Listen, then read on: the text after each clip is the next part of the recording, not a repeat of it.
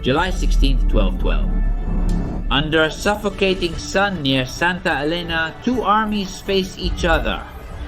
On one side, the Almohad Caliphate. On the other, a Crusader army like never seen before on the Iberian Peninsula. Castile, Aragon, and Navarre, and supported by Leonese, Portuguese, French, Occitans, and knights from various religious orders. They are ready to fight in the name of God. Today, the future of the Reconquista is decided.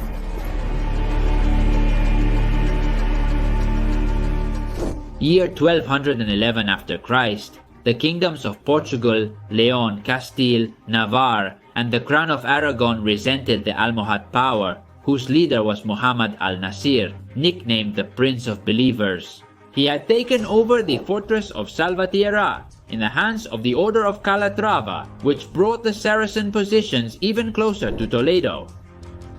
This was unacceptable. Alfonso VIII, after the loss of the fortress and still remembering the resounding defeat at the Battle of Alarcos, which you can learn about in the link one leave you up here, set in motion all the military, political, religious, and social machinery of Castile. The Castilian monarch called all his nobles to arms, armed levies, requested help from the Christian kingdoms, and asked for help from the Pope and the European kingdoms to help him defend Christianity. On the 20th of May of the year 1212, all those who were willing to shed their blood for their God were summoned in Toledo. The Archbishop of Toledo, Rodrigo Jimenez de Rada, loyal to the kingdom and his faith, contacted Pope Innocent III to consider proclaiming the upcoming campaign as a crusade. Thanks to this, crusaders from all over Europe, mainly from France, would depart to Toledo to join the host that would face the infidels. According to Alfonso VIII, there were about 2,000 crusaders. The Pope, moreover, proclaimed that any king who dared to attack the kingdom of Castile or its allies while the campaign was taking place would be excommunicated and would not receive God's forgiveness. In this way, all the troops could be sent to the battle without the need to keep an army in reserve. King Sancho VII of Navarre came with 200 knights and part of his infantry to Toledo. King Peter II of Aragon came with more than 1,000 knights and a strong contingent of infantry. Volunteers from the kingdoms of Portugal and Leon responded to the Pope's call. It should be noted that they attended as free individuals. They did not represent their respective kingdoms. The military orders of Santiago, Calatrava Temple, and the Hospital of St. John also responded. These, although few, surely less than 1,000, were elite troops of the highest quality that could be found on the peninsula. In total, there were around 4,000 knights and nearly 10,000 infantrymen, a powerful army for the time. On the agreed day, the 20th of May, all forces were ready in Toledo, and a month later, on the 20th of June of the year 1212, with supplies and logistics well tied up, the Lord's Army, as it had been baptized by the Archbishop of Toledo, went to war. For their part, the Muslim forces, according to the chronicles of the time, numbered between 185,000 and 1 million men.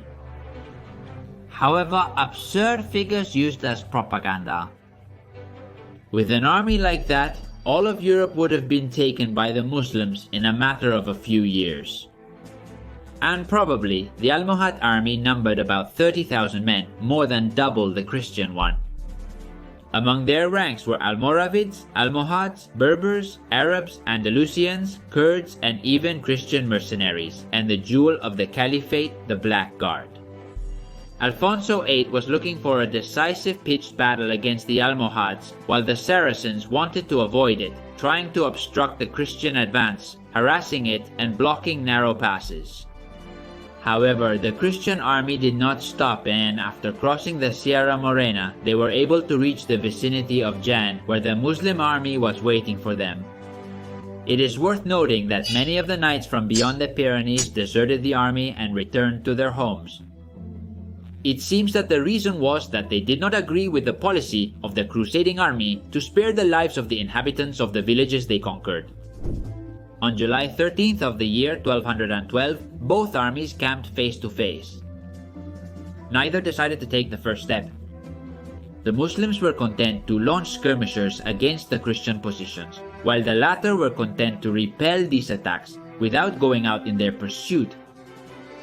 If they didn't maintain cohesion, they would be destroyed, and the Almohads knew this. That's why they sent their light cavalry to harass the Crusaders, and when these tried to respond, the Saracens fled, trying to lure the knights into an ambush, but they didn't succeed. The Lord's army had strict orders not to break cohesion. The Almohad Caliph, seeing that the Christians did not want to fight, sent a message to his nobles and his people, proclaiming that he had the 3 Christian kings in such a predicament that in 3 days they would be his prisoners.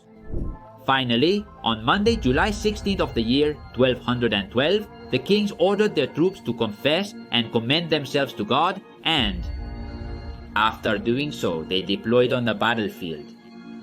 Facing them, the Almohads. The Christian army formed into 9 different bodies, with 3 rows and 3 columns.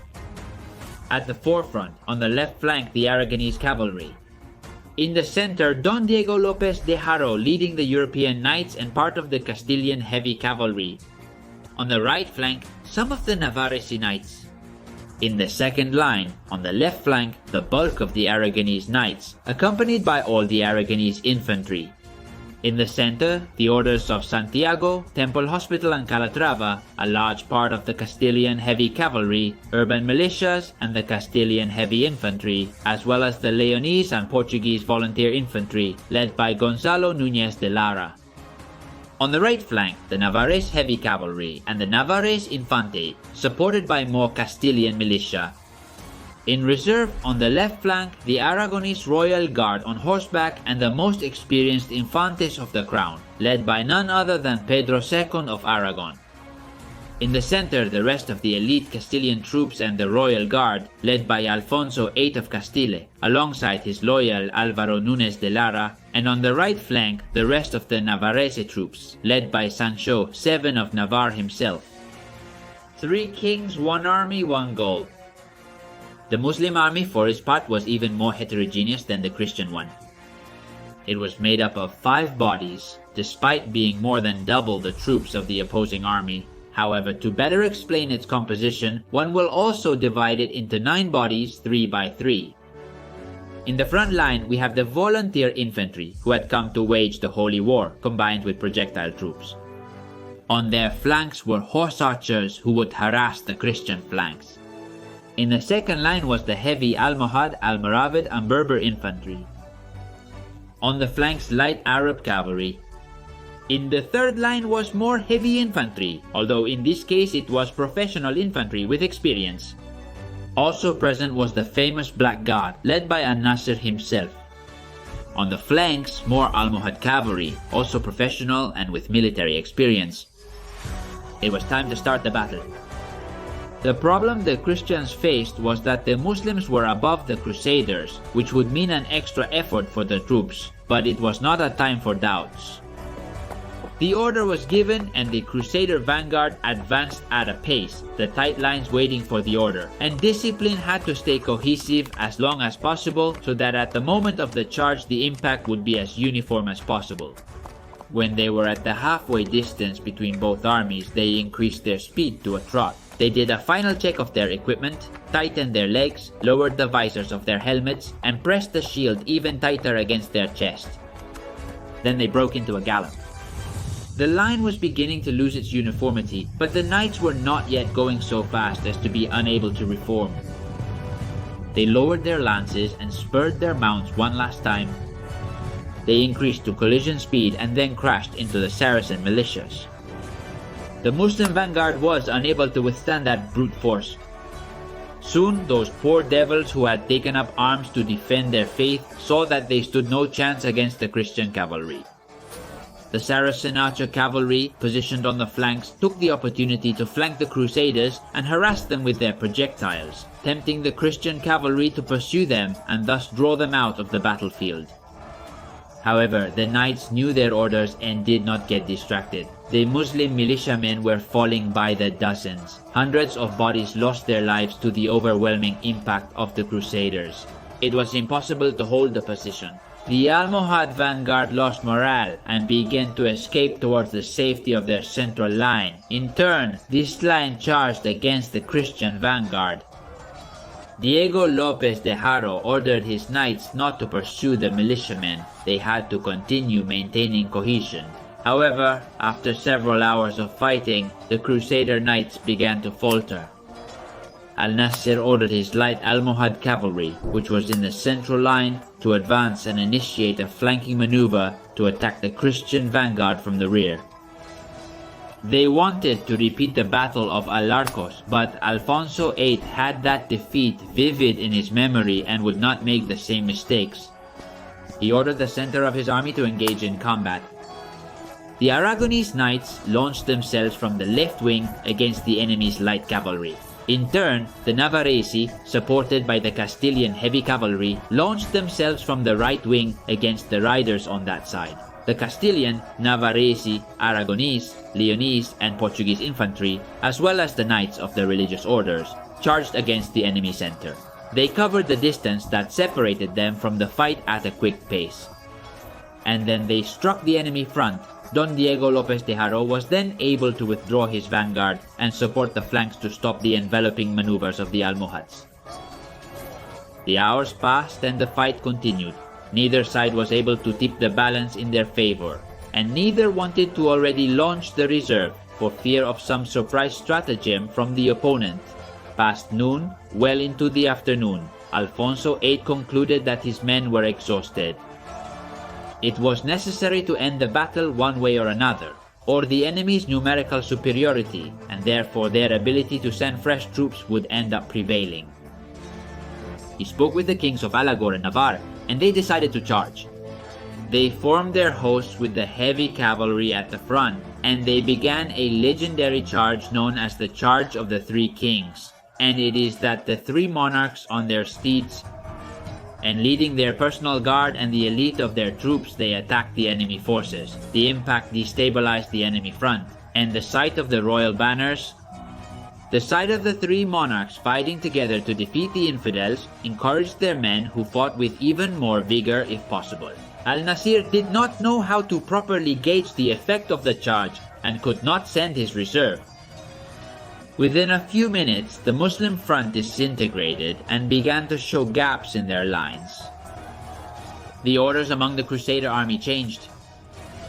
They no longer had to maintain cohesion. They no longer had to restrain themselves. They had to charge, they had to pursue, they had to hunt, they had to kill. The Christian troops flowed through the gaps, overflowing the enemy front and allowing the Crusaders to charge the Almohads from behind. And then, as if it were a general order, the entire Muslim army turned around and retreated. The Crusader knights charged against the retreating troops. They had to eliminate as many enemies as possible. They had to prevent them from regrouping. For every warrior they killed that day, there would be one less warrior in a future battle. The pursuit lasted until sunset and extended for 20 kilometers. Meanwhile, the infantry stormed the enemy camp. The Aragonese from the left, the Castilians through the center, and the Navarrese from the right. Here begins the legend that the Navarres were the first to enter the camp and break the chains that protected it. Hence, the coat of arms of Navarre has the chains. The battle had ended. Let's go to the campaign map. The Crusader army moved a bit to the south, taking over Sierra Morena. However, the momentum of the campaign soon faded, and the army disbanded. The Almohad Empire did not collapse as a result of this battle. Rather, it fell due to internal disputes. It reminds me of the last years of the empire harassed by external enemies, but whose end would come from internal disputes. Strategically, having secured Sierra Morena, the way to Toledo was closed, a city that would no longer be threatened by Muslim power. This was a demonstration of how, if the kingdoms of the peninsula united, they could win, even though the kingdoms of Leon and Portugal did not officially participate. Warriors from the Catalan counties, from the Kingdom of Aragon, from the Kingdom of Navarre, from the Kingdom of Castile, from the Kingdom of Portugal, from the Kingdom of Leon, fought shoulder to shoulder for a common cause. From Barcelona to Santiago de Compostela, they celebrated the victory.